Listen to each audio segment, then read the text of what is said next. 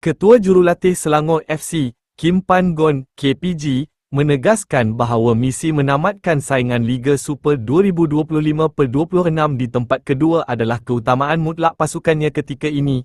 Kenyataan ini dibuat selepas The Red Giants berjaya menundukkan KL City 3-2 dalam aksi sengit di Eras malam tadi. KPG memuji karakter pemainnya yang dianggap sangat solid dan berjaya mengawal tempoh permainan hasil jaringan awal. Beliau melihat kedudukan kedua bukan sekadar angka, tetapi sebahagian daripada proses pembangunan identiti pasukan Selangor yang lebih kukuh selangkah demi selangkah. Jurulatih berusia 56 tahun itu memberi jaminan bahawa Selangor akan terus berjuang habis-habisan untuk mempertahankan slot naik juara Liga.